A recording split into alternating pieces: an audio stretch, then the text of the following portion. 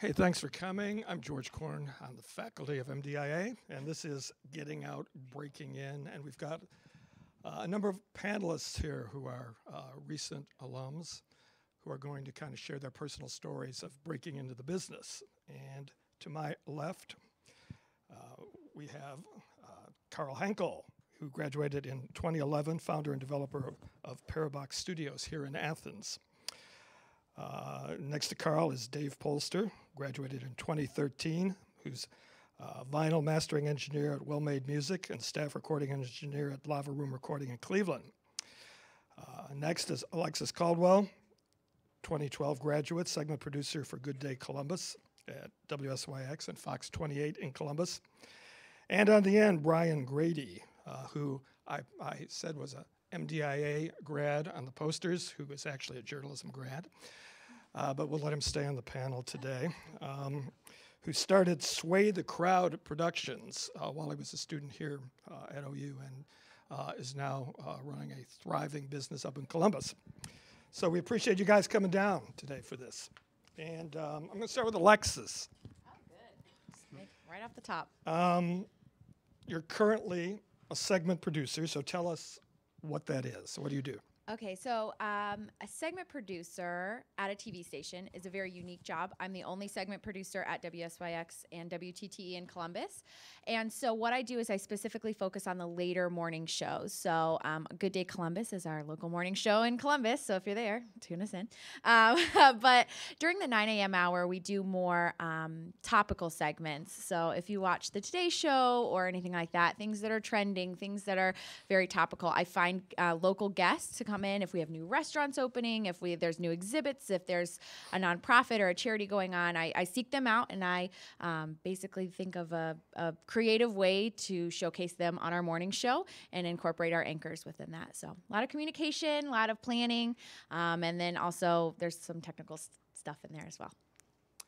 One thing that that everyone I think comes to realize pretty quickly is that media doesn't run on normal kinds of schedules. So what time do you have to get up every morning? I get up at 3:30 every morning. I have to be at work at 5 a.m. So when they tell you in 101, oh, how exciting, you know, you don't work the 9 to 5. It is exciting, but it's also very early. I go to bed around 7:30 or 8, so even on the weekends, so. So you're a segment producer now, but you didn't start out that way. Give us a little bit of once you left OU, what happened? Absolutely. That's actually my favorite story to tell. So I left OU. I graduated in 4 years, and I had a summer job. So I kind of stuck through that summer job just to kind of make a little bit of money before I decided to start a career. So during the summer, I was applying. I probably applied to about 50 places all over. I applied all over Columbus, Cleveland, Cincinnati. And then I got a call from Wes Coleman from WSYX. And I actually, very embarrassing, thought that it was for an internship. I had applied so many places, I forgot what I had applied for. And Wes said he wanted to see me for an interview. And I came in, and he showed me around the studio and asked me about my experience. And I said, honestly, I just got out of college. And I made this whole big speech like you'd see on TVs. I said, I'm going to work so hard and you can pay me nothing. I'll come in on weekends. I will train. I will do whatever you want. Just hire me. And I promise you'll never regret it. And he was like, fine. Oh, my God, I'll just give you the job. He's like, if it doesn't work out, I'll just fire you. But gosh. So I started out as a part-time production assistant. So what that means is you work Thursday, Friday, Saturday, and Sunday from 3 p.m. to 12 p.m. So all your friends are out having fun. You're at work, and you're going to bed so you can wake up and go back to work the next day. Very unglamorous. There are a lot of phone calls to my mom.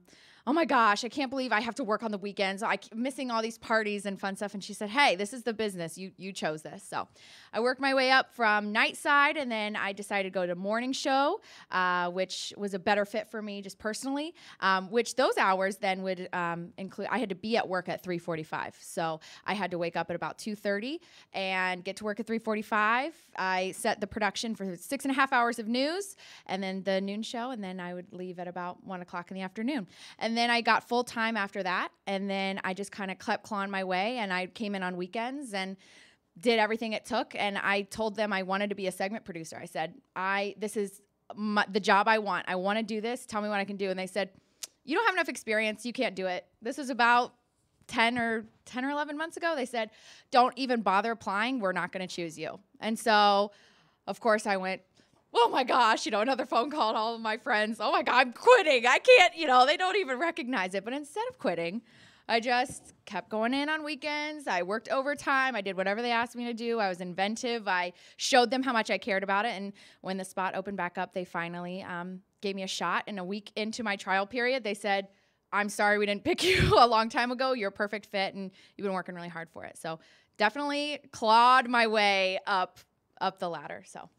Okay, well, following on that, I mean, everybody in this room learns certain key skills, certain basic skills, but what skills are most important in your job? In my job, which I think I'm going to be a lot different than the other guys who are here, my job, the biggest skill that I learned was communication. You can go in and they'll teach you iNews, which is our news program that we use. They'll teach you how to run audio. They'll teach you how to run cameras. They don't care about that. But if you can't get along with the people that you work with, if you can't communicate effectively, if there's something that's broken and it's broken and then you don't tell anybody, you get in a lot of trouble at the station for that. People will find you and they'll say, why did you not report this? You have to be diligent. You have to be a hard worker, and you have to just keep looking for the next thing that you can do and the next way that you can help the station as a whole, and just be a really big team player. But communication first and foremost, I'd say, especially in what I do right now. Great. So Carl, you graduated in digital media 2011, corollary computer science and film. You started Parabox Studios here in Athens. What does Parabox do? Sorry. Use that. Yeah. Our big product is 3D modeling software. We have a couple of other things that we do on the side. And we actually started out doing contracting work. Did a lot of apps and small software out of college before going full-time into selling our own software. So who are your clients? At the moment, none. It's all sales. Business a little slow. No, it's a good thing that we're no longer having to rely on getting clients. We're selling our software to the masses, as it were. Okay. So you come out of school. How do you start a business?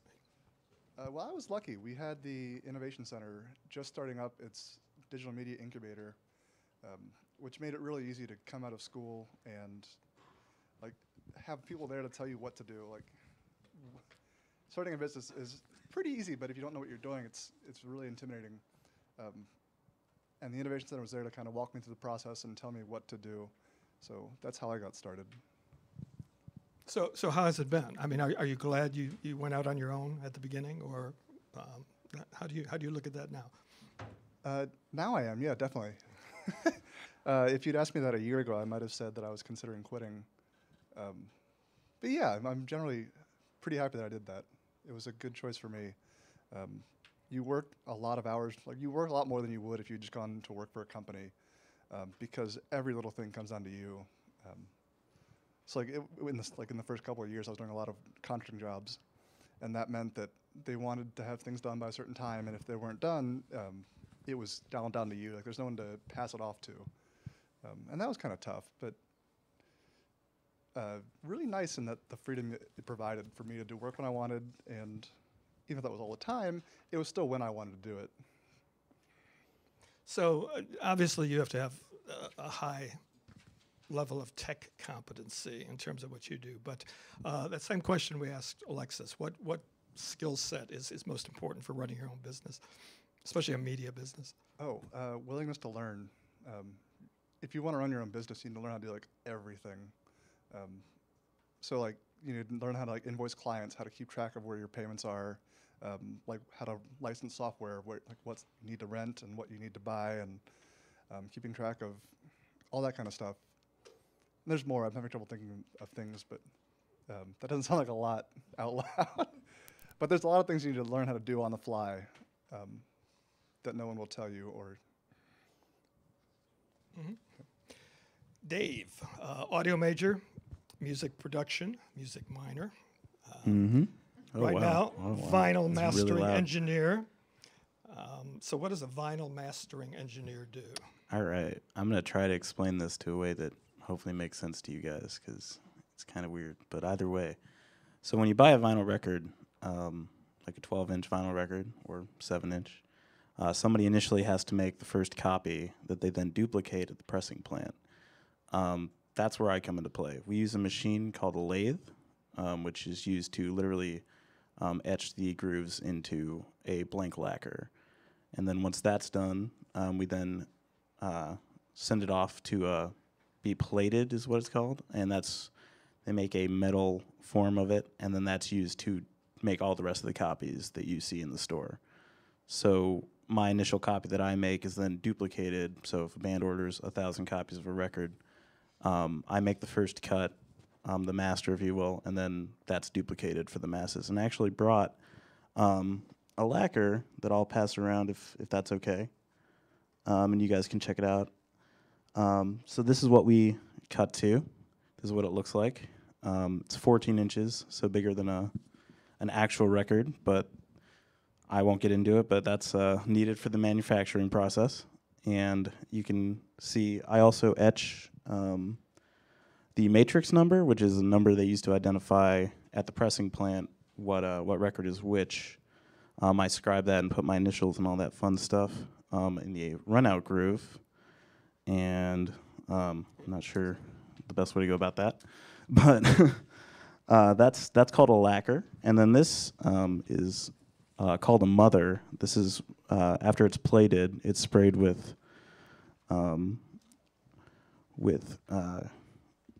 different metals to try, and it's a combination of a few things to make it hard, so that way you can use it for replication purposes in a press. And yeah, so that's in a nutshell what I do. Yeah. Okay, so that wasn't your first job. You came out of school, and what happened?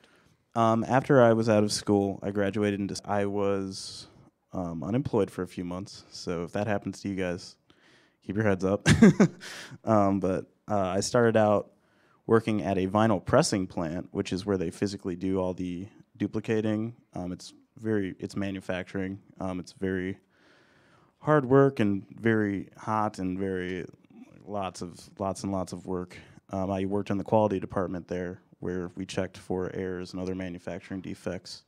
And it was a plant called Gotta Groove, which is in Cleveland, Ohio, which is where I'm currently based as well.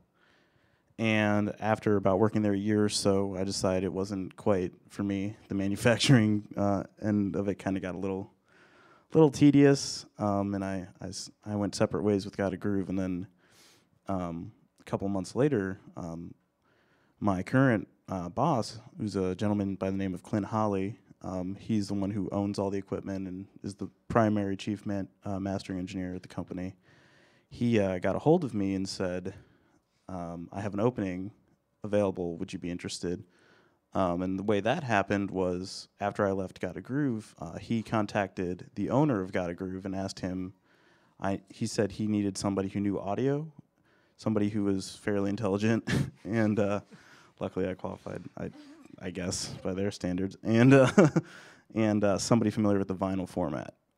So my name popped up, he gave me a call, I came in, met with him. I wouldn't really call it an interview, it was more of just a hanging out to see if we get along. As Alexis was saying, one of the important things is that you have to be likable, which I think is something all of us will probably eventually say at some point during this. If you can't get along with your coworkers or other people in general, it's kind of difficult to be employable sometimes. So luckily we gelled really well, our personalities got along really well, and to this day we're still really good friends along with coworkers. How did you find that first job at Gotta Groove? How'd you get that? For that, it was just basically sending in my resume and a cover letter. Believe it or not, even for manufacturing jobs like that, they required a college degree. So definitely good job on your guys' part for doing all that work. It might not seem worth it, but it will. Trust me.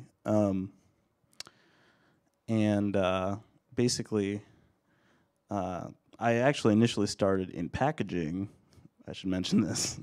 Had to work up the rungs there too as well.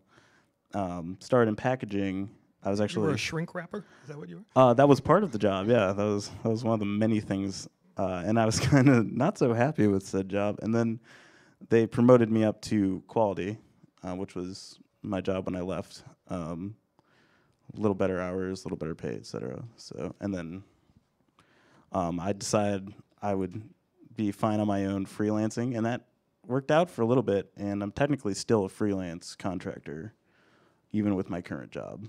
So that's something you guys definitely should look into. How to be a freelance contractor. So Highly recommend that. A little bit of a theme here in terms of taking that first position, kind of no matter what it is. Exactly. It was a good, basically my situation was I was in Cleveland, which is, as we all know, not quite the music epicenter of the world, as much as I wish it were. And I was in the process of saving up to hopefully move out of state was my initial plan. And then I figured in the meantime, if I was going to get a job, might as well do something that's at least somewhat pertaining to my, I didn't want just, to work at a convenience store or grocery store or anything like that. I was like, well, there's a pressing plant here. That's pretty darn cool. There's only about 6 of those, I think, in the country. So I was like, that might be a cool thing to work at. And then from there, it just kind of went on. So it's definitely one day at a time kind of thing. Like you kind of gotta, and seeing how you can make the best of your situation, because I was thrown to a city that isn't exactly, like I said, a main hub like your Nashville or your LA or anything, but still there was an opportunity there that so much. But my current position, there's only about 30 people in the country currently doing it, so it's a pretty in-demand job. And the machine we use, it's a Neumann VMS 70 for any audio dorks. Recognize Neumann. That's the company that makes the lathe. There were only about 500 of those made, and they stopped manufacturing them in the early 80s. So that it's kind of a harder thing to obtain, nonetheless learn. So I'm very fortunate. Have you met Neil Young yet? I have not. I have a feeling he doesn't like vinyl very much. He's into Pono or whatever.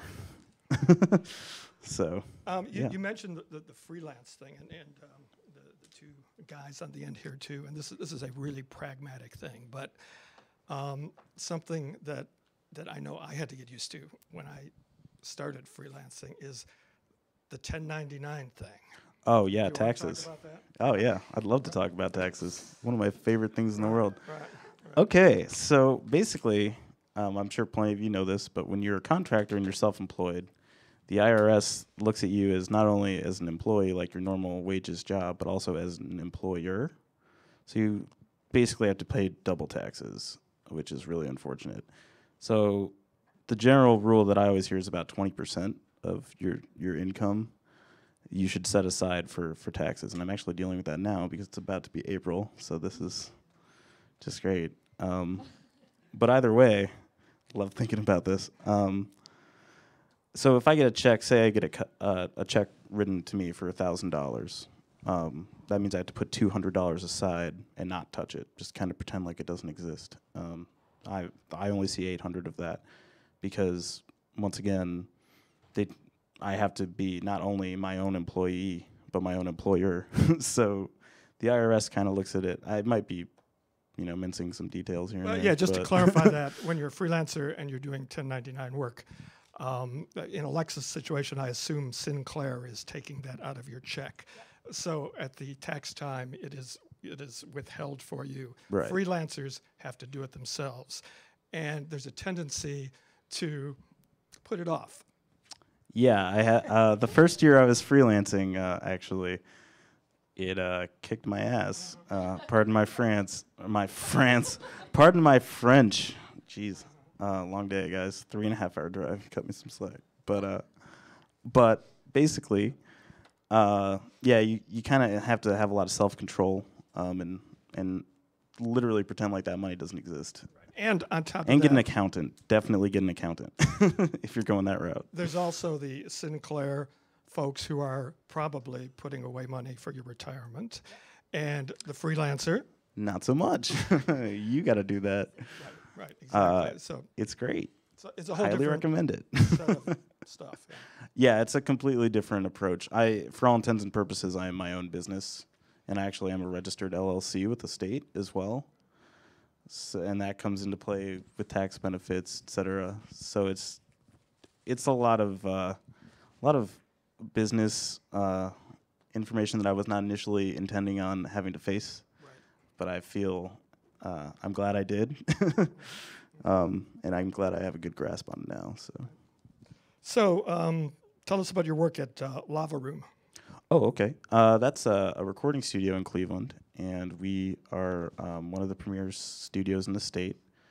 I don't want to get overtly technical on every non-audio person here, but there's a lot of nice equipment.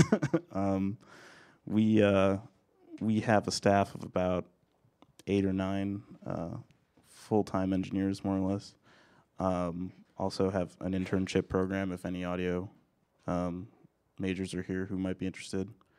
We're always accepting applications. That's how I started out there as well, I should add. Interned there for about a year, which was kind of rough. But now I'm finally on the other side of that, where I am able to book my own sessions and clients can request me, etc. So that's it's definitely a completely different job in itself, but it's... So how did you line that up? Where did that come in? I initially started as an intern, and I actually started while I was working at Got a Groove, and it was kind of rough because my Got a Groove job was a full-time 40-hour-a-week job. So I was working a good 60-plus hours a week for a little bit there, which was a lot of hard work, but eventually it paid off, and that's why I'm here right now. So the skills question, besides, knowing your tech stuff, Yeah. what are the most important skills for your job? In general, I would say patience is very important, and you got to be able to face rejection. These aren't really skills per se, but just kind of, I guess, things I've picked up over time. A lot of people are going to turn you down initially, and you got to be okay with that and understand that. And once you do that, then it gets a lot easier from there once you can kind of get over your own ego and put your best foot forward. Also, communication as well actually plays a large role in our job. Sometimes we have, and in both jobs I have, communication is vital. You need to know what's going on. If somebody wants something done a specific way, or kind of like what you were saying, if things break at the recording studio all the time. If you don't tell anybody, next time another engineer goes to use said microphone or said piece of equipment, they're going to be pretty angry when their plan is thwarted by your lack of telling people about issues. So, yeah. So, Brian, 2012, you finished up here in journalism. I mean, you must have spent some time with MDIA folks. Of course. Okay. Yes, Right. absolutely. Right. Started Sway the Crowd. Tell us about that. Sure. So I'm taking inspiration from David in bringing a prop. So thank you. Stepping up. So I started Sway the Crowd in my sophomore year of college, and basically with one camera, GH1, Panasonic GH1, and then we've grown into over 1,000 square feet of studio space in downtown Columbus. So it can happen, which is a really cool thing to say. So I started out, and actually what inspired me first about going into video production, because I always wanted to be, I guess, a business owner, and always wanted to help tell people's stories. And it started out as a website, actually, where I wanted to build a place online where all the Athens businesses could showcase their business. And at first, it was actually more of a fundraising effort to raise money to go on a study abroad that was put together by the media school and journalism school with Frederick Lewis. And so it was in Germany, and it was documentary and storytelling. So it didn't raise much money at first, but I ended up going to Germany still and producing a documentary And just working with the talented team of video students there really inspired me. Working with the stories that were provided for us there, that inspired me too. So I decided, hey, you know what, I gotta make a living at this. At that point, I came back and I said, well, I still want to help out area businesses because I've always had a curious mind. I want to know how people run their business. I want to be able to tell their stories and help grow their business as well. So I started putting together a team through Athens Video Works, actually. And we had about 20 people show up to our first meeting because what we were offering was client work. So there's a lot of narrative and TV shows and things. So what we wanted to do was more creative commercials for Athens area businesses and even Ohio University organizations. So we had a big team starting out, and that lasted a couple years. And there were a core group of people that really wanted to carry this forward. And we decided, hey, we're getting used to working with clients. I think we worked with Personnel Plus, an ACO organization in the area, and they help find work for mentally disabled and individuals. So we started there, and then we started working with Aaron Thomas over at Class A Sounds. I don't know if anybody's heard about that, but they're, they sell TVs and audio equipment on State Street. So, that was a great connection, and he introduced us to a lot of people. And of course, folks from the Center for Entrepreneurship and the Innovation Center really helped us out too when we were first starting. So, we grew out of that, and right now, our team got a little bit smaller because there were a few committed for businesses, nonprofits, and also film a variety of events. So, when I graduated in 2012, the guys who were in our organization, Ryan Nord and Dan Hildebrand, they worked with me since the very beginning. I waited around for them to graduate before moving on to Columbus, and they're media students as well. So they were involved in 419s, AVW, all the different organizations that the media program has to offer. And now we're working in Columbus, and I think our first big video was Gangnam Style with Ohio University Marching 110. They did a video halftime show, and we were like, hey, we need to be out there for it because this performance or this music video is really starting to take off in the U.S. So, and that proved itself well, and it had 5 million views in 5 days, which was incredible. And that was the first time that we had the opportunity to deal with a viral video and the consequences of that, because people start blowing up your inbox, and also you run into a little bit of licensing trouble if you don't follow all the proper steps to get sync licensing and all that. So we learned our lessons, but at the same time we really could help the Marching 110. And we really got them a little bit of extra publicity. They did the Party Rock Anthem video a year before that, which also blew up. And in the next year, they brought us on for another project, which was The Fox. Has anyone seen that video? So they did. I have, Brian. There you go, Dave. Thank Gotcha. you.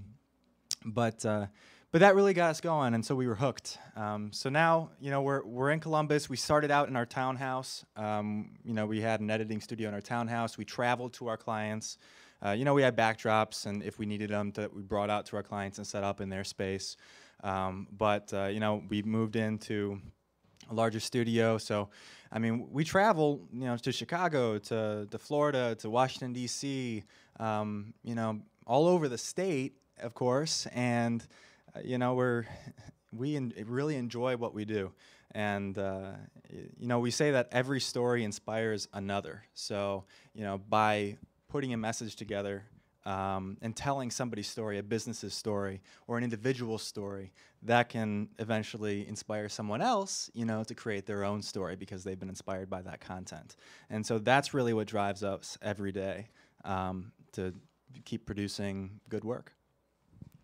So what kind of clients are you working with? What Yeah. type of production work? Of course. So Ohio University, of course, we've been working with Ohio University colleges from the very beginning. So the Voinovich School, the Heritage College, and a lot of events, Ohio University events like Homecoming. I don't know if anybody has seen the Homecoming video, but check it out. Search it on YouTube. It's like a 3-minute montage of all the events that go on during Homecoming weekend. And then, from there, we've also produced content with the Department of Mental Health, through, every event we go to, we make sure that we introduce ourselves to other organizations or other businesses at that event, so that they get familiar with our brand, that they get familiar with the type of content that we produce, because usually they receive it after the fact. And so that gets us into the door into a lot of other organizations like the Department of Health, and there's many other organizations that we've worked with. The most exciting project that we've done has to be the EOD Warrior Foundation project, explosive ordnance disposal. So these are the guys who go out, in Iraq or in the Middle East, and they disarm bombs, IEDs on the side of the road. And so obviously a lot of them, tragically, are injured or killed in their line of duty, and it's a very dangerous job. And we were able to produce a PSA for them. We were flown out to Washington, D.C., and produced a 60-second spot and 3 testimonial technicians. And so, I was so honored to be part of that project, and they listened to our creative ideas too, and it is a creative spot, and that's really what we live for and what we live to do, and it creates a great impact too when you're promoting a cause that matters. So that has to be one of our more exciting projects. But yeah, that answers your question. And the question for a small startup production company like yours is always that balance between employees and freelance and buying equipment and renting equipment, and that can really kill you if you don't manage it right. How are you doing that? So we have employees. A lot of the editing and the post-production work happens in-house, and all the producing work also happens in-house. And so, Ryan is an excellent weddings producer too. So, he keeps those clients happy, and really helps tell the story of the most important day in their lives. And weddings can pay the bills. And weddings can pay the bills. It's constant, keeps the cash flow going. You always need to worry about cash flow, because you can accept a lot of bigger projects, but then those are also seasonal. So you need something year-round, and brides plan their weddings 6 months in advance or further, so you always have clients knocking on the door for that. And so that's something that we're also working to develop now, is more clients who want to hire us for constant online content, online video content.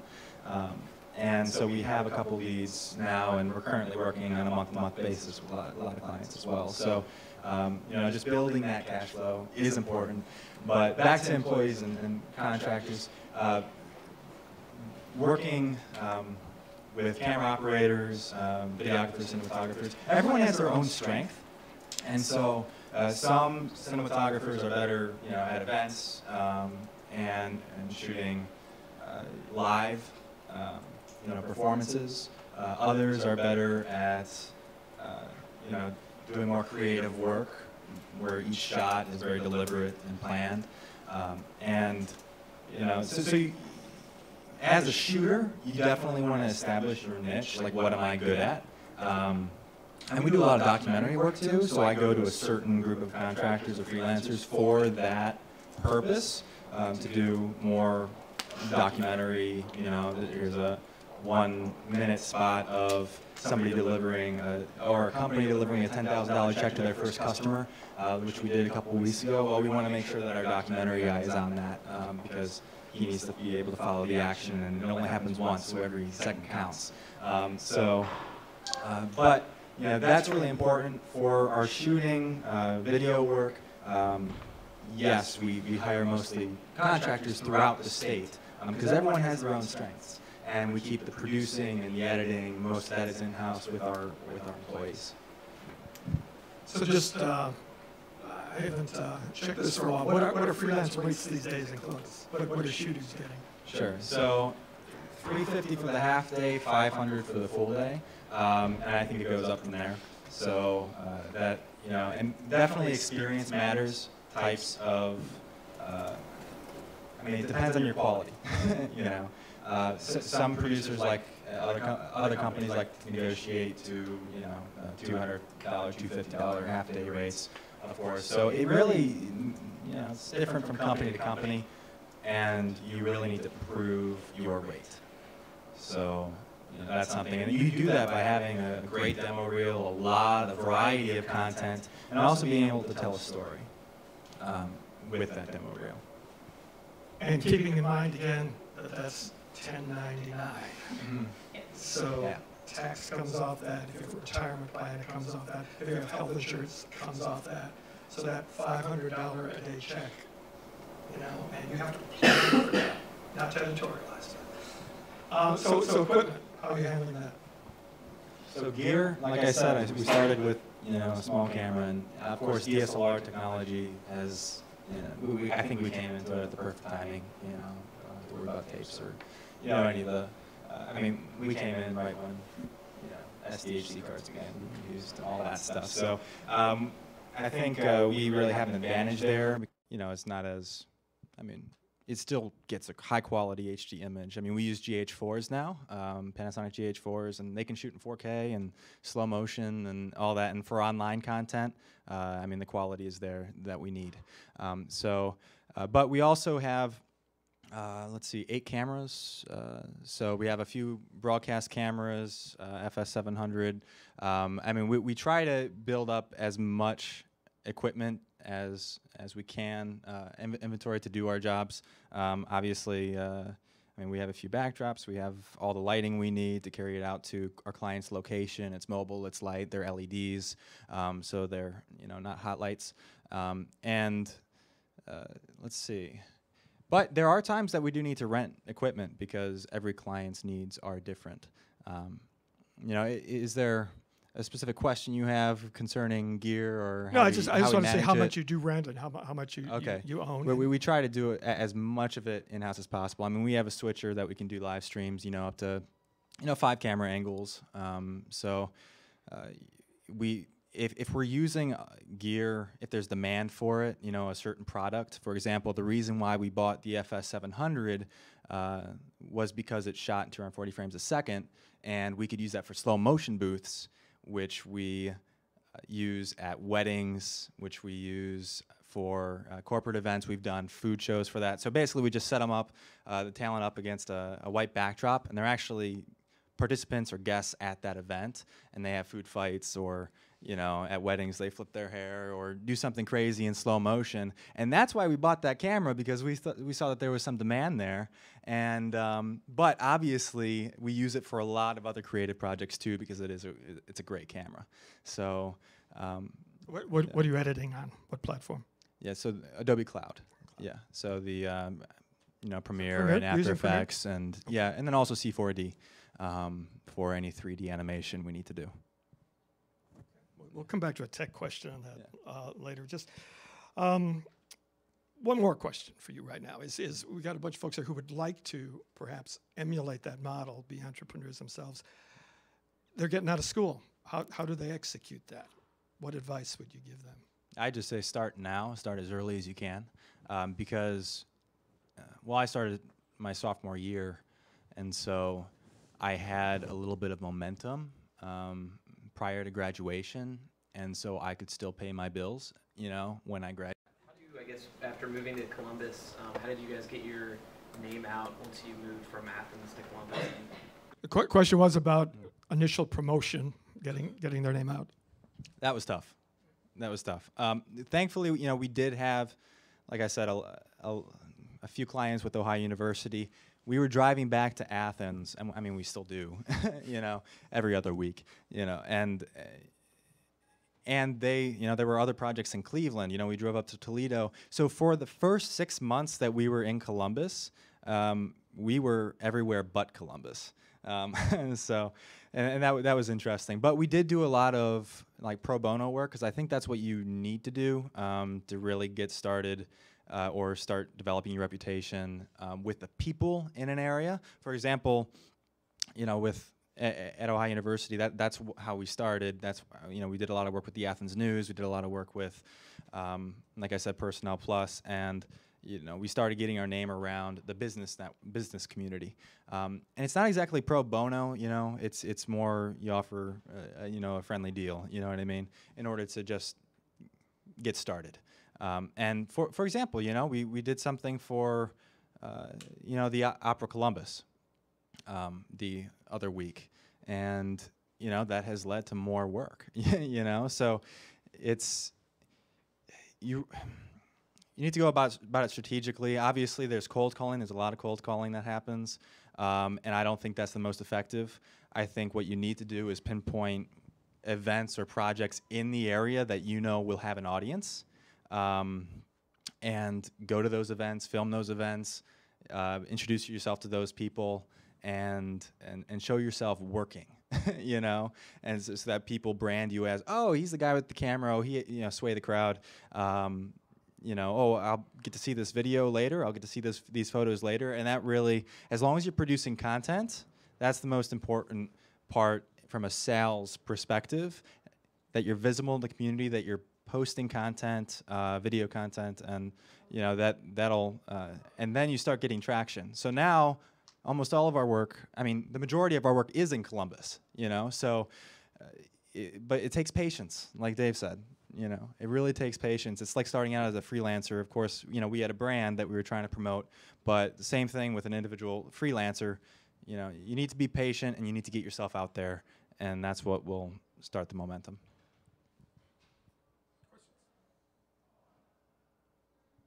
Okay. Alexis, now we're going to talk a little bit about prep. How do you get your act together in school to prepare to go out? And I know you did study abroad. Can you talk a little bit about that and how that kind of shaped who you are and maybe how you approach the world? Yeah, so I did study abroad in 2011, and I went to Wales, which not a lot of people know where that is, but I went to a small university in Swansea. And the biggest thing I took away from that was, again, kind of the communication skills. I didn't really work on anything technical there. It was more communication and learning about other cultures as well. I learned very quickly. I was the loudest person in the entire country, and they hated it. Every time I talked, they were like, oh, right, take it down a little bit. So I had to learn to adjust myself. I wasn't at home with my mom and my sister, being myself. I had to constantly be aware that I was in a different country, and I needed to kind of assimilate to what they were doing. And I met a lot of really, really interesting people. So I was basically a sponge. I took everything in, everything that people wanted to teach me, everything that I could learn. I actually, a friend of a friend of a friend, talk about contacts and networking. I got to, if you will, kind of run around and shadow a small production company for a day and just kind of see how they do things. And, I got to talk a lot with my professors. I took them aside after class and said, hey, I'm new. This is a completely different structure for me. What can I do to succeed?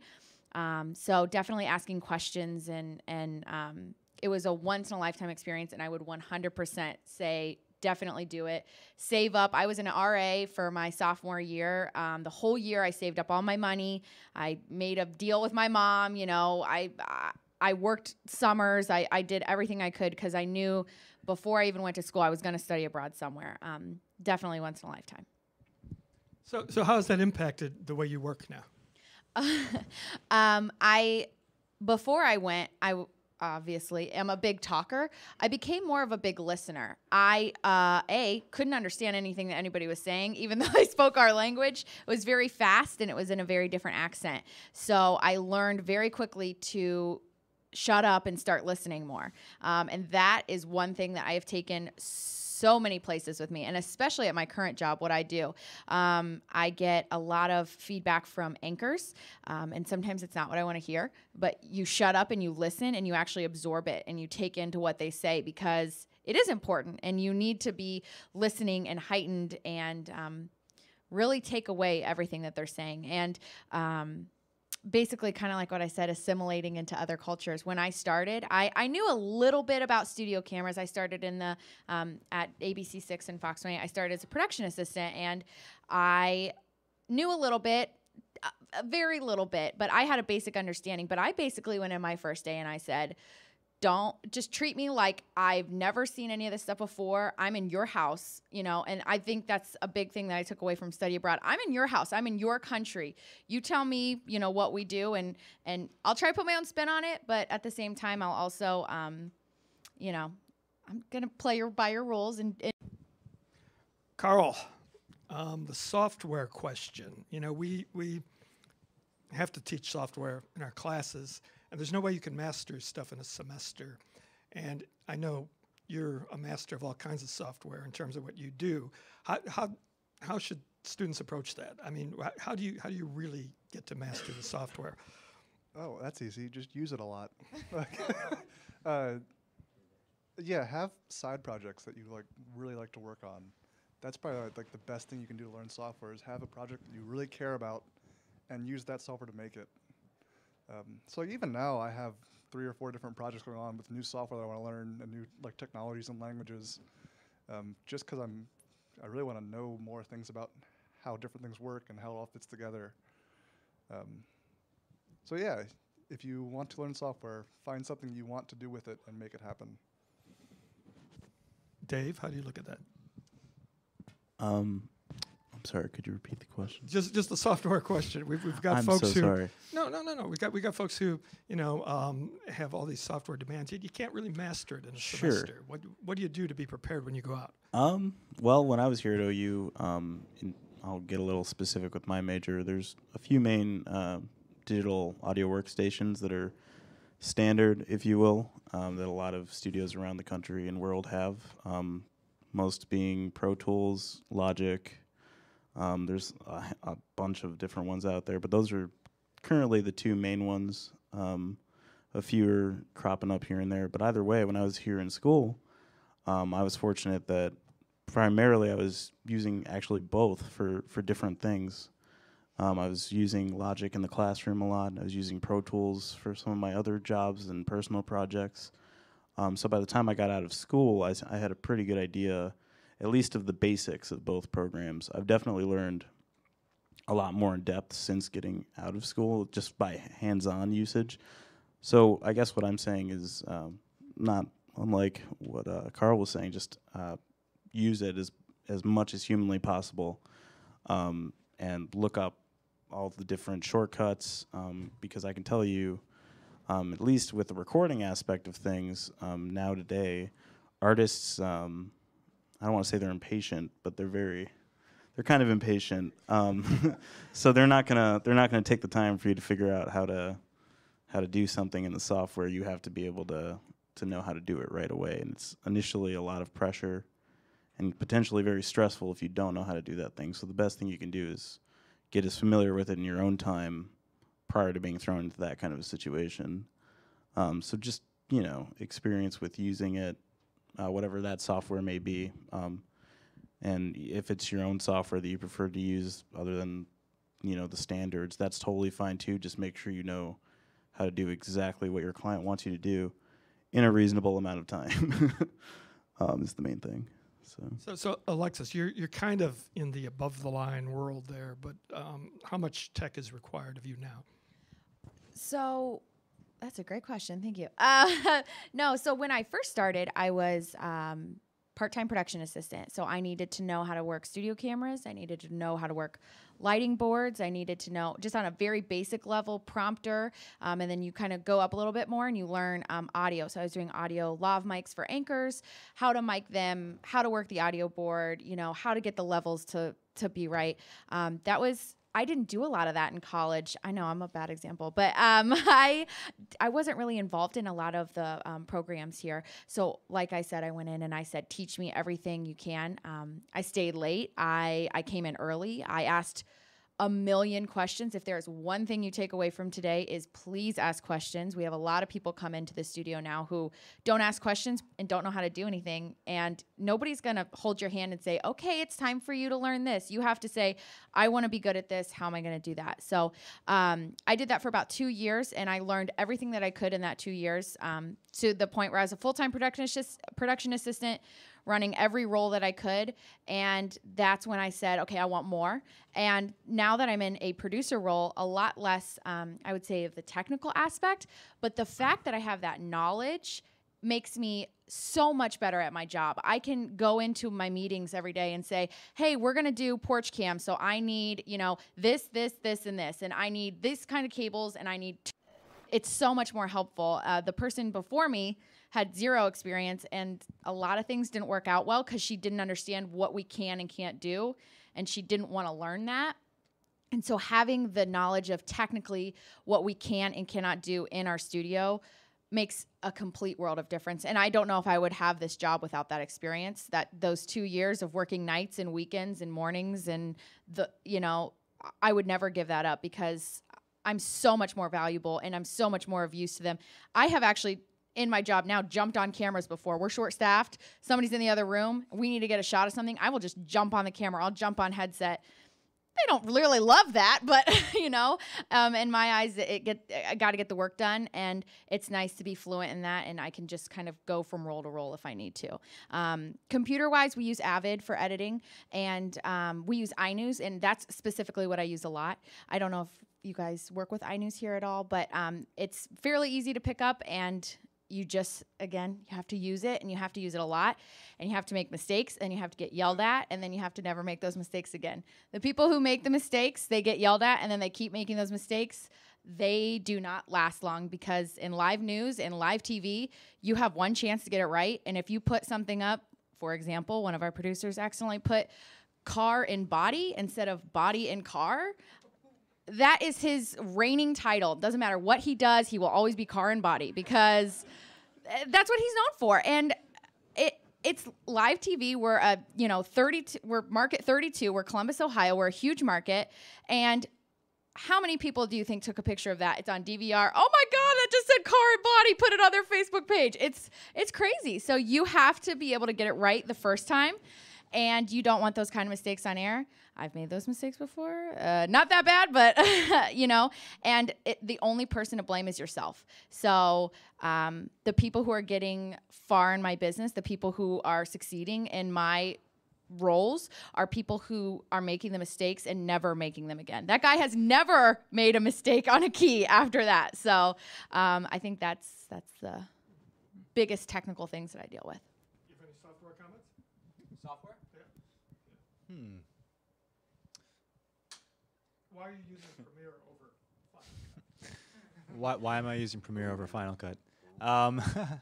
Well, I think the big transition for the new Final Cut, I think that was the big reason. I think actually my team, Ryan and Dan, I was originally more of a producer person, so I was more in the journalism field.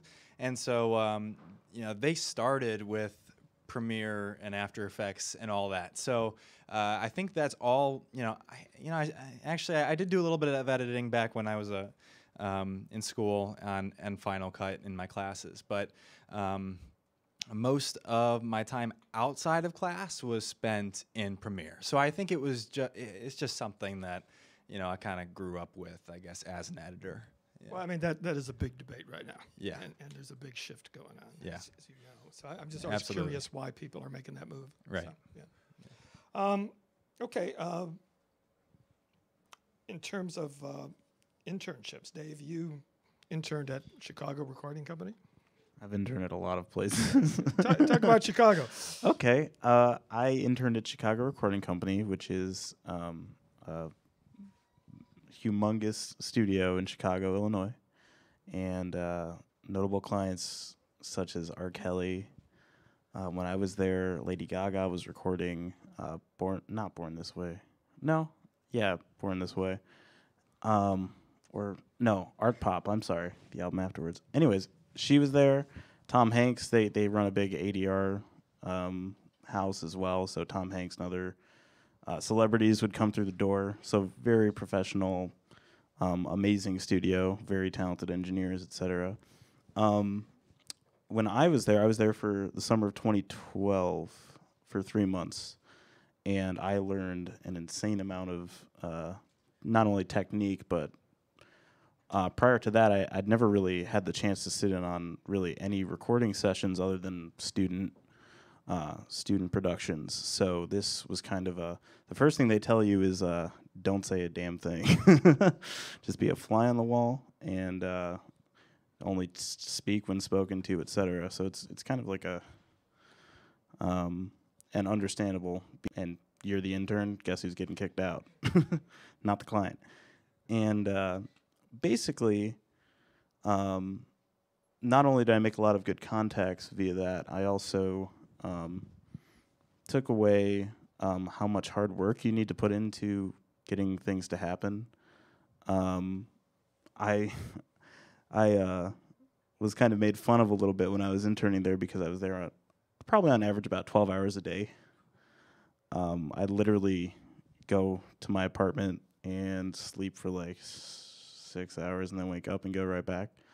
That was fairly normal for me. That kind of commitment was one of the things that really stood out to them while I was there, and I'm still on friendly terms with them for the most part. And basically, you just have to work like crazy until that first initial sense of notice from somebody who is in a good position, will hopefully recognize and say, hey, you get coffee way better than other people get coffee. Even if it's the subtle, tiny things, I don't know if he's still doing it, but Dr. Cooper, when I was in his he course, gets coffee for all of us. Oh, I'm sure. He was mentioning that you need to not only get coffee, but do it well. He wasn't kidding. That kind of stuff, details are very important in an internship. If especially if there are other interns around and you need to, you never want to be the one loitering around. You always want to, even if there's nothing to do, find something to do and learn something. That's all they want you to get out of it, is to learn as much as you possibly can. And if you take that kind of initiative, you will by default stand out against the other people just sitting around waiting for things to happen. So if you guys end up with an internship, especially recording studios, definitely try and make good use of your time. Try and, learn something new that you didn't know the day before. Try different mic techniques, different, anything really to make yourself look productive is definitely a good starting point. I started a recycling program on my third week. Technically, it wasn't an intern. I was getting paid, but just kind of going off of what you said, I didn't want to interrupt you, but No, you're fine. As a production assistant for the nighttime news, you have an hour and a half of action where it's like live news. Oh my gosh, don't mess up. You're going to be great.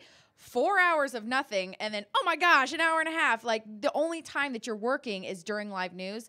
So during those 3 hours, people are reading books and they're going out to lunch. And I was like, great. Okay, we're starting a recycling program. I'm going to send out an email to everybody. That's not part of my job description. I was like, great. Today we're going to clean the studio, pick up. Everybody hated me. I was like, we're getting to work. I was like, all right, okay, I'm going to learn how to use the jib today. This is my day. I'm going to learn it. I don't care if nobody wants to help me. I brought this mannequin down from the attic and was just stood this mannequin everywhere. Everybody made fun of me. And when the full-time position came up, I was picked to be full-time over somebody who'd been there for 4 years because he read his book when I was there working my butt off. So right. I totally 100%, if you take anything away, it is find something to do. Look productive, ask questions, try to do something, anything. Recycling program, so crazy, but I got really far with that recycling program. So find something to do. And any other internship stories here? Anyone else? Anyone else do an internship? Yeah? Okay. Well, let's talk then about outside the classroom. What did you do at OU that really contributed to where you are now? That wasn't strict academic stuff. I know, Dave, you were tech person. I for had the a studio, couple right? of positions when I was a student. One of the ones that you referenced, I was a studio technician for the recording studio, taking care of all the equipment, and sometimes things go awry and they need to be fixed. That happened quite a few times, and it was my job to make sure that happened. And luckily, nothing was too terrible, and just maintain all that. And that was great learning on the job kind of situation. I also worked as the head sound engineer for the School of Music, recording all of their recitals and other programs during my time here, and that also gave me in terms of how to mic things, how to talk to people. A lot of people are uncomfortable when you're recording, things like that. Sometimes one of the things that sets, I think, me apart from a lot of other engineers is I try and be as encouraging as humanly possible, because a lot of people get timid and anxious when they're trying to record. They feel very vulnerable. Understandable if you've ever been recorded. You feel, sometimes a little nervous about it, and you got to get it perfect, There's a lot of meticulousness in the recording studio. So I just try and make sure everybody's comfortable. Does anybody, even though I'm not an intern, I technically try and make them as comfortable as possible. Like, would you like a cup of coffee? Would you like some water? Can you calm down, please? Do you need to smoke a cigarette? What do you need to do? All sorts of things. Just to try and, work with them to try and make them as comfortable as possible. And I think it, at least in recording, that normally results in a better performance, so a better product at the end of it. And so you picked that up here. Yes, Yeah, a lot of that psychological, necessary, stuff that you got to get past. A lot of that was here, where I butchered many of those things, but also learned many of those things as a result on how to not do that the next time, basically. I know Carl was busy starting a business, but what did you pick up out of class? I mean, what did you do that maybe contributed? I worked on a lot of there were like companies, I guess, that were spun out from the MDIA program when I was here. So like the big one when I was here was called Ivan, which was like a 3D modeling of real world spaces. And I worked for that, and I worked for other student projects that were outside of the school or classroom. And when I wasn't doing that, I was doing my own projects that I thought were really interesting. And a couple of those actually became my first software products that I sold, and very quickly stopped selling after I started working for clients and realizing what people actually expected out of a good project. But yeah, I think every year I had some big project in my mind that was my own thing that I wanted to really make awesome. I mean, most of those never ended up anywhere, but it was always the act of finding something new to work on and using new ways of getting there. I learned how to use After Effects 1/4. I learned how to use Unity, which is the engine that I use now. I started working on that in probably 2010 maybe, and I still work with it today. Yeah, if you find a project you're interested in, you will find any way of getting there, and that often means learning new things. So that helps. So your work outside classes gave you an edge, huh? Brian, what helped you? Absolutely. So when I actually worked a lot with the Athens News, and so I was both writing and producing video for them. So that was where I started, was a multimedia reporter. And then also for Fox Sports Ohio, the campus news, so Bobcats campus news.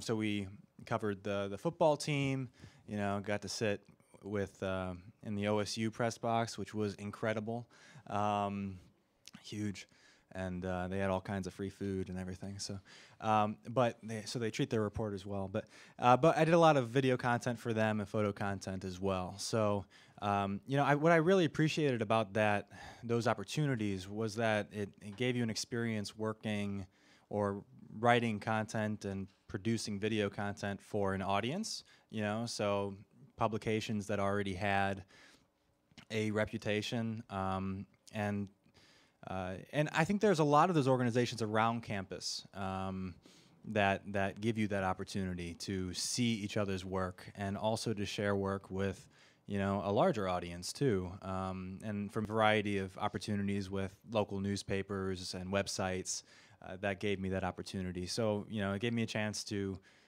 write for and produce video for an audience and direct my messaging at that audience and learn how we can interact online. So I think that was a valuable lesson for me.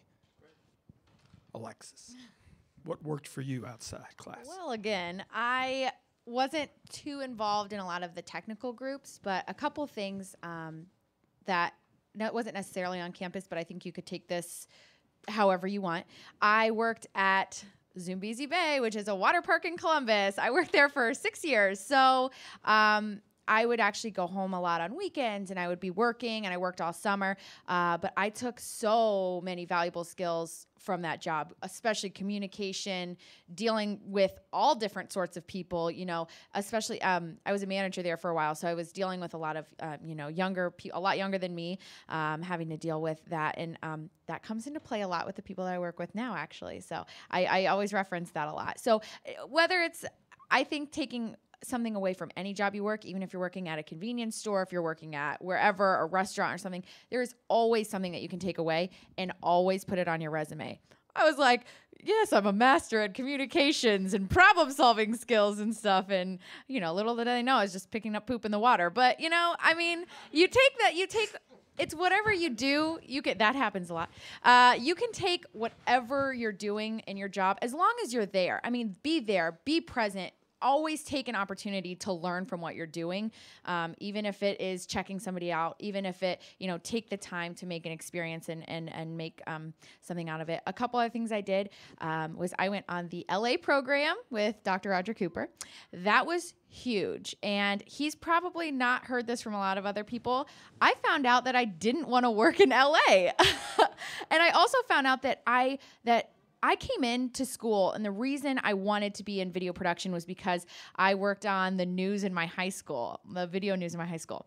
And so I went in thinking, okay, news. And then I kind of got more away from news, and we met some of the best animators, and we met so many amazing people. And I realized right then, I don't want to work on feature films. I want to work on news. It's something new every day. I don't have the capacity to work on a year or 2 or 3 year long project. I don't. I'm somebody who I like something new every day. I'm really, really fast paced. Clearly I'm a talker. So I really found out that, I met some amazing people there, and I really honed in. That's when I decided, I think I want to work in TV news. I really, really enjoy TV news. But we got to meet so many great alumni who gave me a lot of the tips that I used when I got that first job. Be present, talk to people, ask questions, strive, claw your way to the top. And I think about that trip all the time. And if you have the opportunity, who's a junior here? Junior, seniors? Raise your hand. It's okay. We're all friends. Do that program. If you have to have a bake sale to get yourself there, do it. I 100% think it was one of the best things I did in college. And I was sad I had to do it senior year. I wish I would have done it junior year, so I had a little bit more time to plan, but it was amazing. Great. What about networking? How important is networking, and how are you guys doing it? Who wants to start? Well, networking is my full-time job right now. The guys I work with, they said, get out of here. Just stop editing and manning the camera and just, work on generating some new quality concepts together to, bring more clients and really that is my role now. My job, the concepting, all that is, it matters. That's where you start with a production and helping build, your client's business. But they, you know, so right now we're a member of like Experience Columbus and the Chamber of Commerce, and you know, as a business, we need to be present in those organizations. And even some of them are free, some of them are paid. But I go out to any like networking event that has a variety of business professionals or people I want to do business with or companies that I pinpoint. We want to tell your story. So I show up at those meetings and I introduce myself. And so networking is a big part of my job. And like I said, even on location, on sets, working with whether there's a client producer or there's talent that you're working with, every relationship that you build has other relationships that you may sorry, I'm stumbling, but every relationship that you make may lead to other relationships.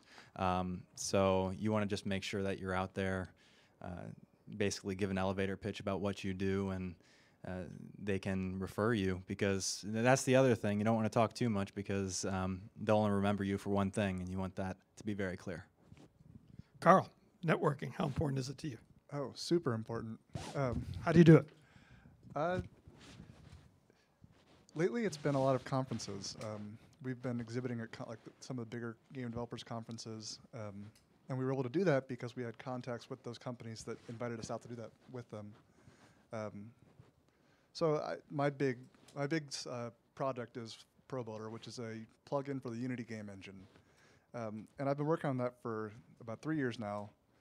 And maybe 2 years ago, like, Unity started taking notice of it, and we've been talking with them ever since. And the relationship has kind of grown to where last year we gave a talk at their Unite conference, which is like their own special thing, and they had us out to the GDC, which is like the big game developers conference, and gave us booth space there to show everyone what we were working on.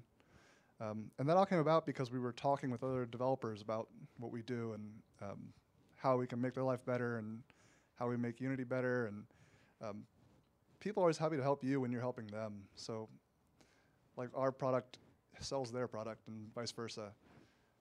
And through that, we've had other contacts. So we are talking with Epic, which is another game engine company. And that's been great. I've been talking with them about,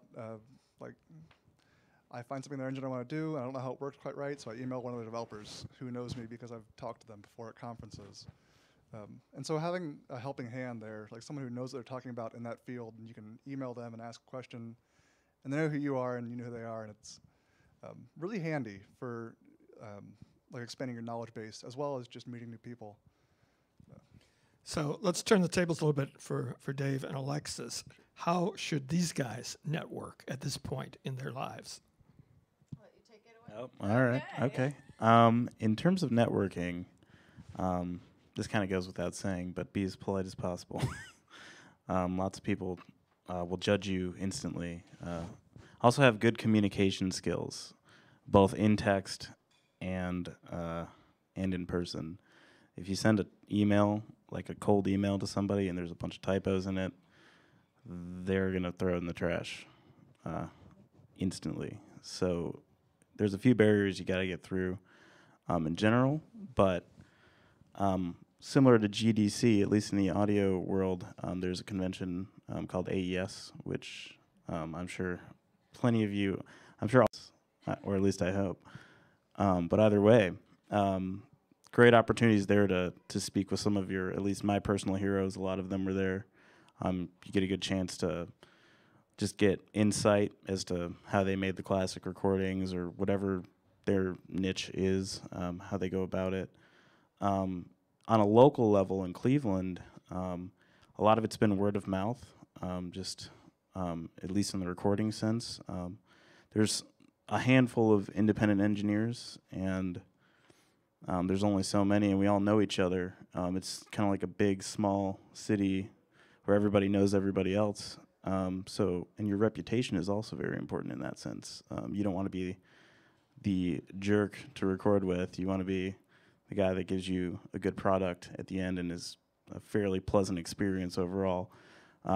Does revisions in a reasonable amount of time. Things like that can easily fall through the cracks. yeah, and basically you want to just put your best foot forward. I said it earlier, and it's still very important that you deliver with what you promise, basically. Alexis. I think at this point, the biggest thing for you guys would be to connect with your professors. They're such a great resource for you guys.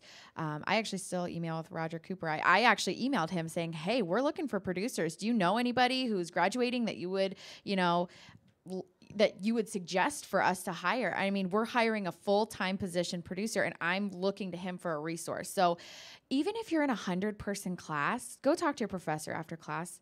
You think they don't like it, they love it. They really care about what you say, and showing that you're learning and that you're interested in what they're talking about is really important. Something that they told me, get the trade magazines, because you want to be knowledgeable. If you find yourself in a situation where you do get to talk to somebody important and they ask you a question and you have no idea what the answer is, I mean, you should be knowledgeable enough to impress them. You have to be at this point at where you guys are right now, that you need to be on your A game. I mean, every single moment is a moment to impress somebody, and I didn't realize that in college. I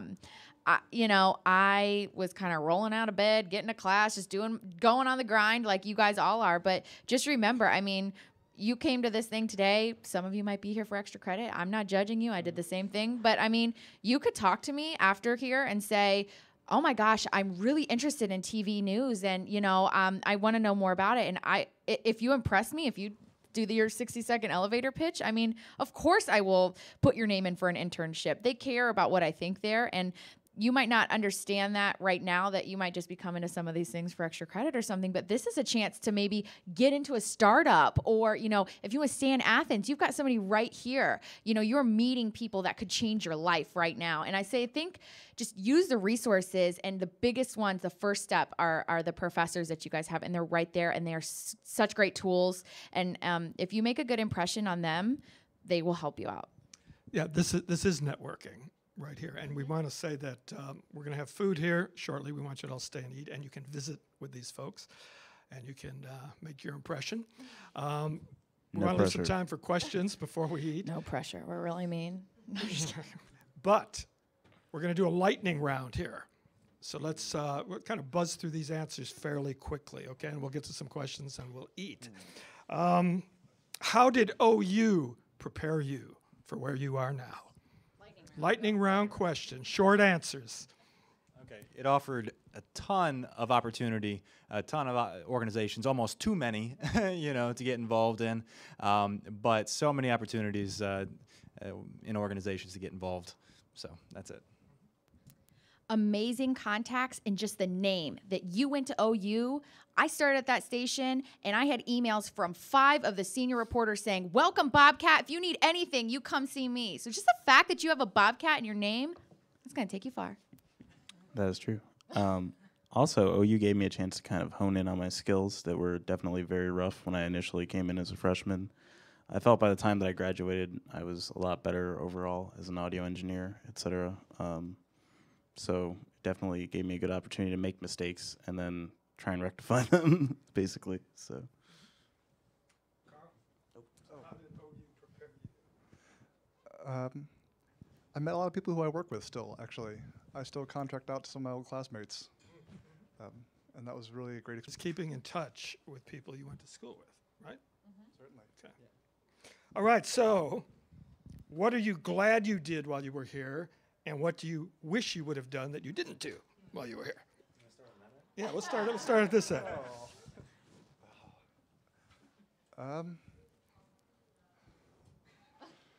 Man, I had a great time at OU. So you did everything you wanted to do. Okay. All right. I don't know. I wish I'd done an internship, but I kind of don't. I don't know. I've always wondered what it'd be like to work for, like, the man, and I never had that experience. I mean, McDonald's, I guess. That was, it's different. Yeah, come on, she has to get up at 3:30, right? Oh, the man. I'm definitely extracurricular activities. Were definitely a very beneficial thing for me. I was in a lot of organizations during my time here, and a lot of the things I learned, even if it was for free, they're volunteer organizations, you still learn everything regardless. That you can definitely apply to later opportunities that present themselves. In terms of things I wish I would have done differently, I honestly don't have very many things. I was pretty satisfied with my overall experience here at OU.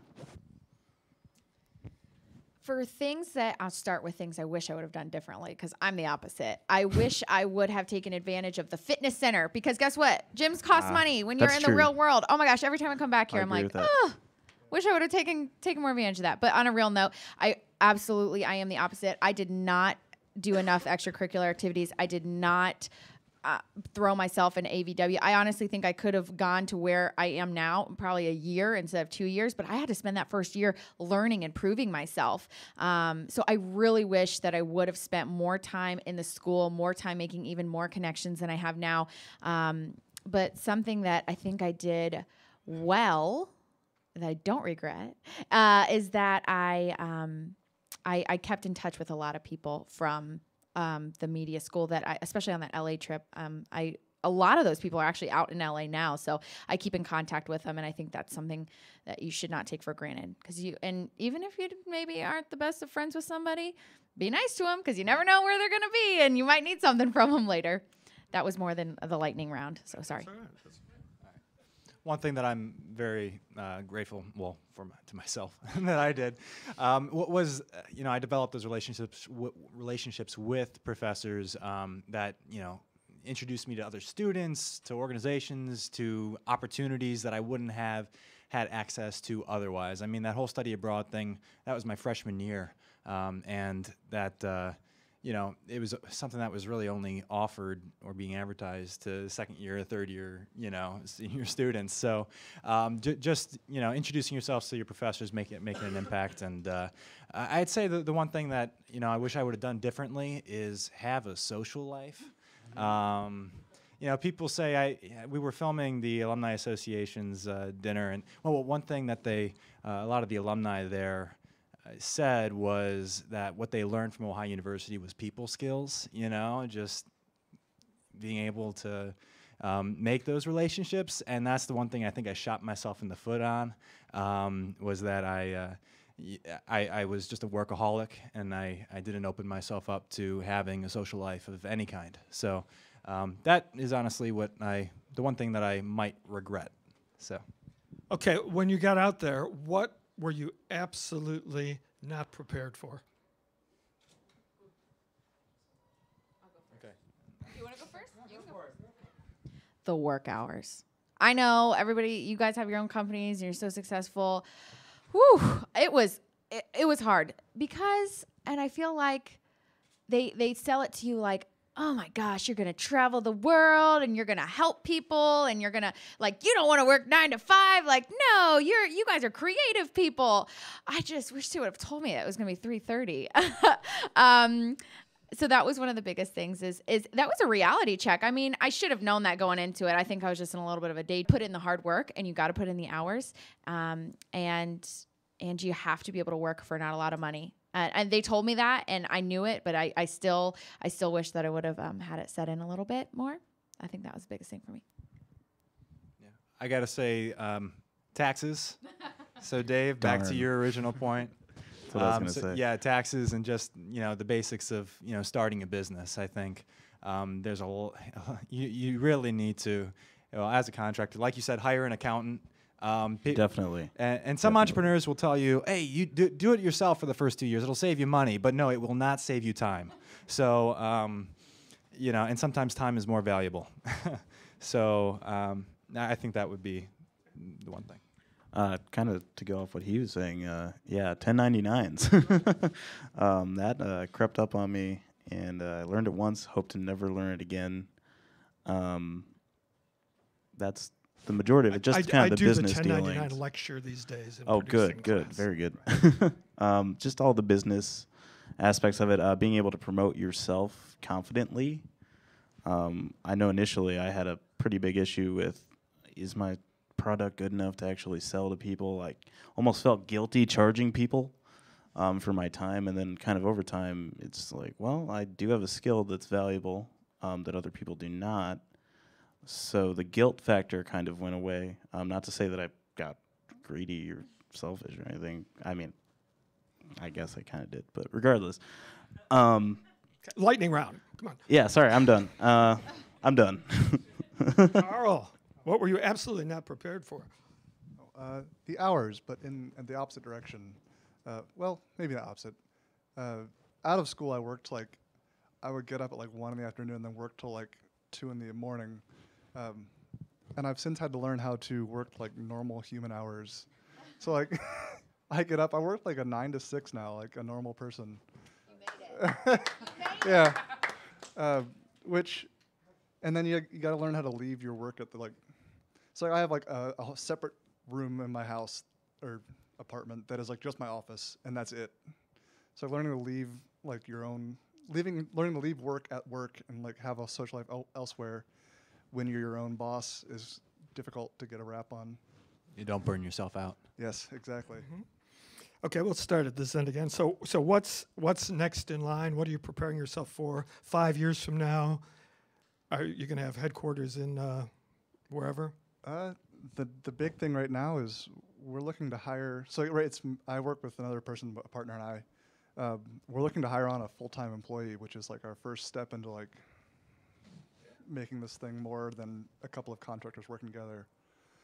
So that's pretty terrifying. If you thought 1099s were bad, 1099s were bad. Wait till you have to file for employees. What's next? What's coming up? Essentially, for me, the plan would be to basically build up what I currently have going with the company, especially the vinyl stuff. Try and get maybe some bigger names. Try and work more on a national level with bigger artists. Kind of get our own personality as a company out there more. And also build up my home arsenal of recording equipment and things like that, so I can tackle more jobs on my own without needing to rely. I borrowed a lot of equipment from people initially and things like that, so just try and get a overall bigger hand on what's going on. So, for me, I'm still in my dream state because I have this ideal job and I love it, and I'm still kind of in the honeymoon phase. But honestly, 5 years, I'd like to be at a bigger market. We're Market 32 in Columbus. I would love to just keep going bigger and bigger. And the man is the man, but he does have stations all over the country. So for Sinclair, it's nice because the one thing besides taking your taxes out and giving you 401ks, you can easily transfer if there's jobs open and you already have references. So move into bigger markets and trying to make my name. In 5 years, if I'm working for Ellen DeGeneres, I've made it, and you can just kill me because that would be the best thing I could ever do. Okay, so like they said, awesome employee. You're hiring a full-time employee. You're looking for a producer. So we're looking for a producer as well, and also a lot of more video talent. So because we are getting busier and busier every year, and we're traveling to all corners of the state. So wherever you are, let me know, and maybe we can connect at a later time. But we're just looking to create creative content. I think we're moving into more the marketing agency mission, which is to really help our clients' business by providing great creative content that is effective, that builds enrollment or builds, a customer base and support your brand. So that's what we want to become, and we've been doing a lot of events and things like that. So I think that's a direction that we're really focusing on, and we're, step by step, we're making that happen. Okay, if you have questions, we're gonna get to those in just a second. We're gonna get to food in a few minutes, but you were sitting out here just a few years ago. So thinking about that and thinking about where you are now, give us the 1 or 2 lines of advice that you would have wished someone would have given you while you were sitting out there.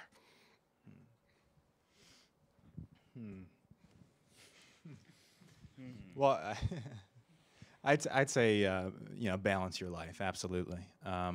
You need to have a bit of a social life. You need to have a work life. You need to, like you said, Carl.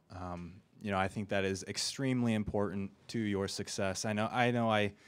For a while, I kept getting these speeches from entrepreneurs saying you have to, kind of suffer in order to make success happen. Which, there are nights that you need to work, that you need to meet deadline, but you also need to value yourself as a person and your growth as a person, understand who you are, eat, drink, just make sure that you're living like a regular human being. And I think that would have been more valuable for me because, a lot of the connections that I made that have really grown, Sway the Crowd, have actually been at social events,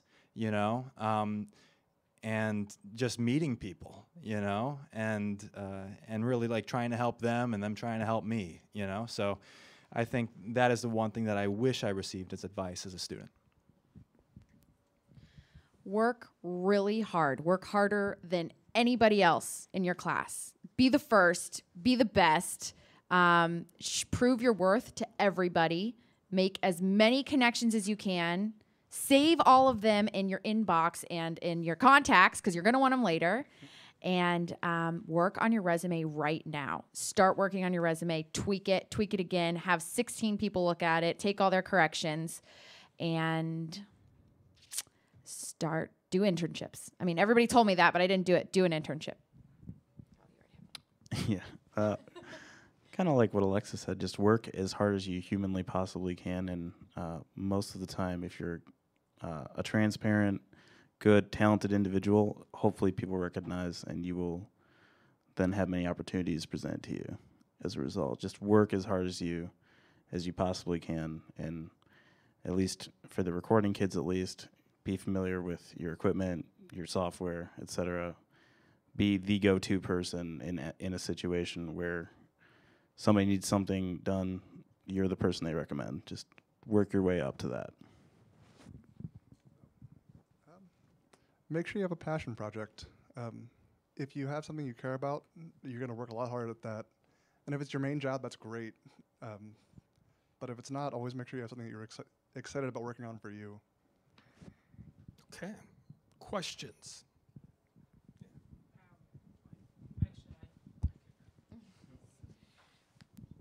I do have one question for the audio guy. I know... Audio guy, at your service. Dave, I'm sorry, I apologize, but...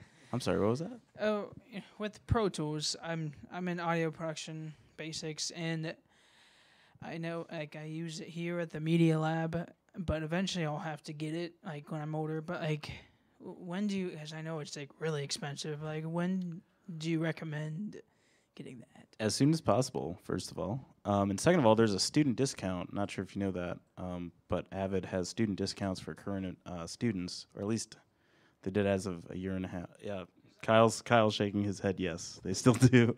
So yeah, get it while you're a student. Definitely.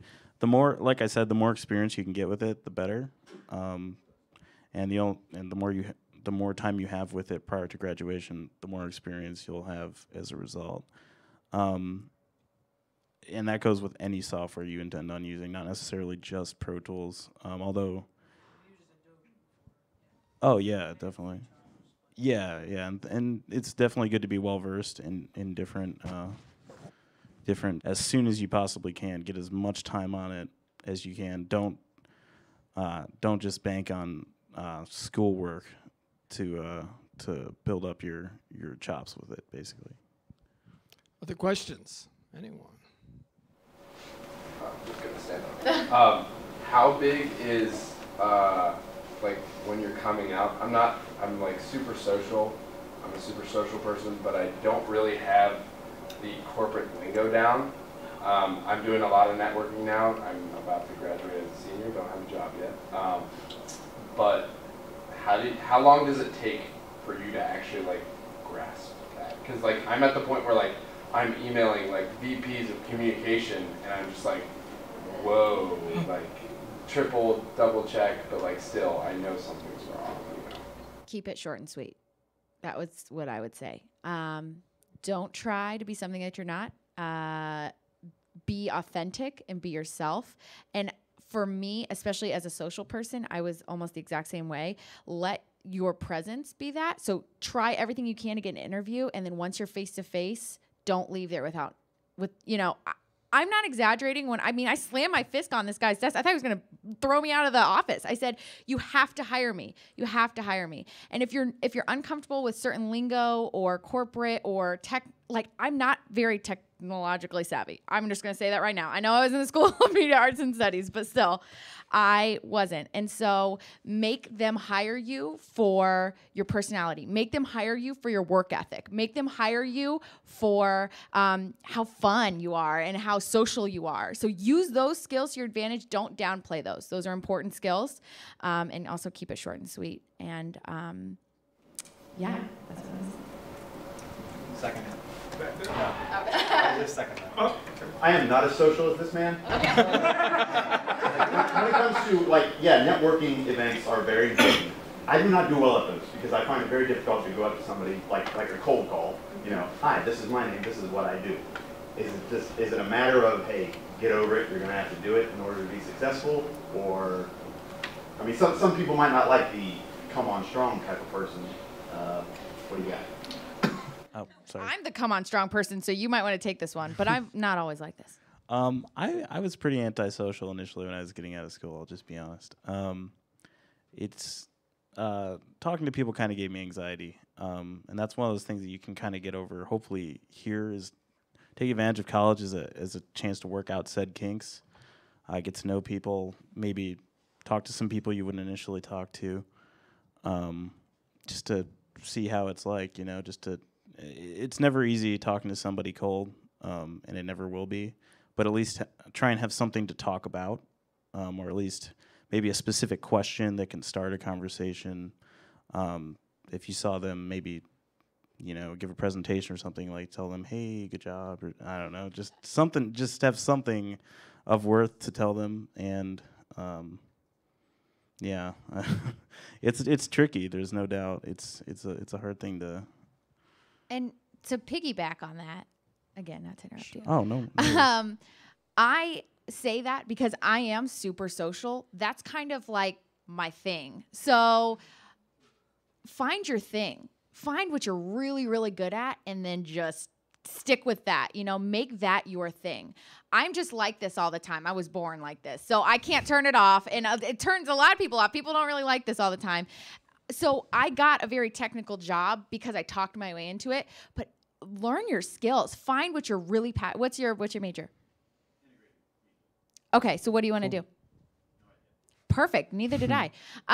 Find out. That's take something this to talk about right there. There you go. What you want to do is take the time in college where you can make mistakes and you can learn things and you can try things and then hate it and then try something else and hate it again and try something else and love it. Find what you want to do now while you have the time before you have to start worrying about getting paid and paying bills and stuff like that. Find what your passion is and say, for example, it's audio. Strike up a conversation about something that the audio guy over here, obviously, you know how technical I am. Find something that you're passionate about, and then that can just kind of lead you into it. So it doesn't have to be me. It can be anything. And you want to say something? All right. I'd say also if you're applying for a job or introducing yourself to somebody, also take into mind their interests and their mission. And try to line yourself up with that, and see how you can help, or start talking about that. I think that will also help, because if, as an employer, I know that if somebody is in line with my mission and also has a vision of their own that they can add to my vision, then they are that much more appealing than if they just send a link saying, "Hey, this is the kind of stuff that I do." Well, what can you offer me? Like, what kind of person are you? What makes you passionate? So if you can line yourself up with their vision, find the companies that excite you, then I think that will help you out.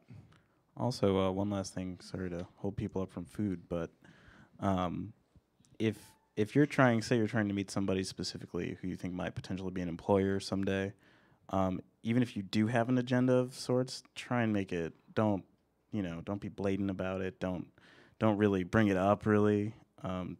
Get to know somebody on a personal level, because I think a lot of higher-ups get lost in that. They have so many people knocking on their door all the time, like, can you get me a job, can you get me a job? But it's just like, get to know them as a person as opposed to their position.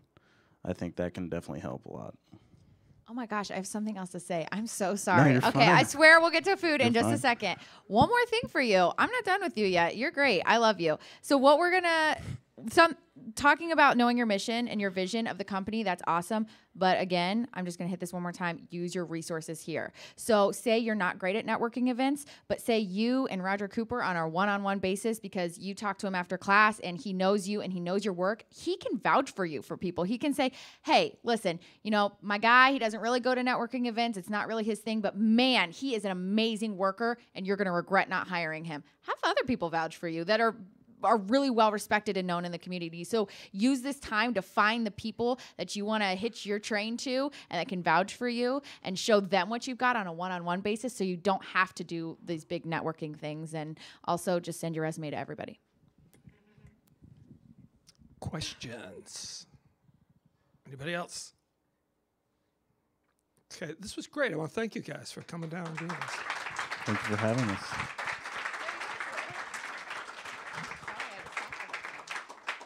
So they'll be around for a while, and there's food here, so visit. Thank you. Let's hang out.